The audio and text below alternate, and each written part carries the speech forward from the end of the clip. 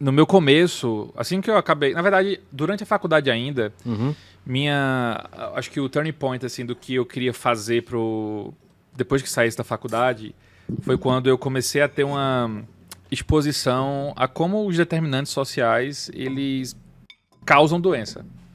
Então, O que você chama de determinantes sociais? Tá pobreza, social? falta de infraestrutura, elementos que as classes menos favorecidas estão inseridas naquele contexto.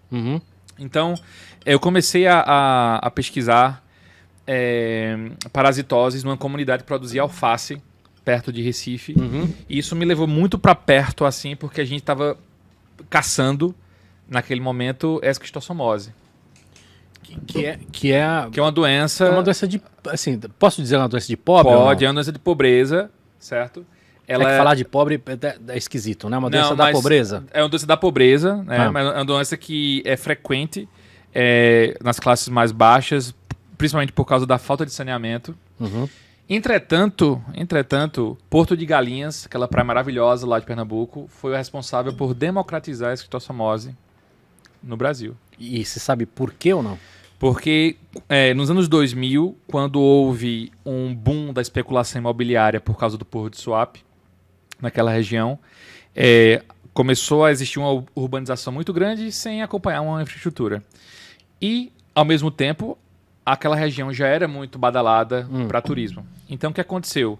Pobres e ricos começaram a pegar essa esquistossomose praticamente no mesmo espaço. Sei. E isso causou Na verdade, existe um relato do primeiro surto de esquistossomose no mundo, que aconteceu lá nos anos 2000.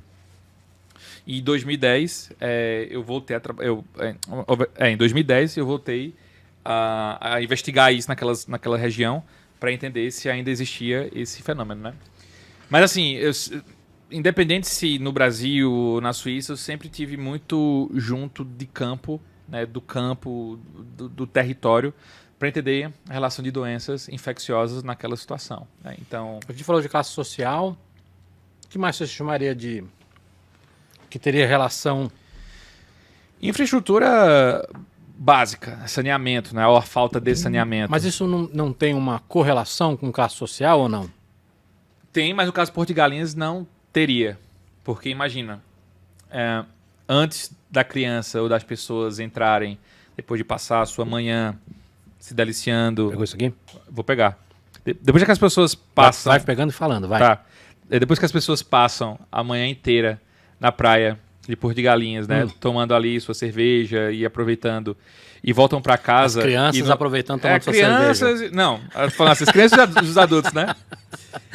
Depois que tem aquele momento de lazer... Depois que tem aquele momento de lazer, vai entrar dentro de casa, eles limpavam os pés nas poças contaminadas fora de casa. Entendi. Então isso acabou criando essa democratização, né? E desde então eu tenho feito isso, né? Com doenças distintas. Então, no Malawi, por exemplo, a gente tem um desafio que é a malária, né? Um dos países com maior incidência de malária no mundo ainda, né? Então, eu tenho caçado doenças há 15 anos, né? Ronício, bom, né? Mais. Esse azeite é muito bom também. Escuta, eu tenho também de outro parceiro nosso, que é o Bimel. Tem mel aqui também, tá? Joia. E tem picles, que tem um nosso amigo aqui, Vince, que deu de presente pra gente. Então vou experimentar agora. Escuta, essas doenças que você tá falando, é um absurdo isso existir ainda? Ou não? Isso não é uma coisa que dá pra eliminar tão fácil e tem a ver com o ambiente, tem a ver com... Olha, as doenças negligenciadas são um absurdo ainda existirem. Porque elas não atraem uma atenção da indústria farmacêutica ou de outros players. Elas continuam acontecendo na classe mais baixa. Então, não existe um interesse, uma vontade de que isso diminua, né? Alguns governos no Brasil tentaram criar programas para controlar ou erradicar várias dessas doenças. Conseguiram para algumas. Por exemplo? Filariose, por exemplo, que existe existiu uma política muito forte de controle. E hoje, se ainda tiver ocorrência, são locais muito específicos, né? Não é mais um problema de grande porte. Mas a esquistossomose continua sendo um problema, por exemplo. Tuberculose continua sendo um problema. Doenças que poderiam ser controladas, mas por não ocasionarem ou não serem tão democratizadas, ainda permanecem ali nessa esteira de mortalidade, né? Vamos falar assim.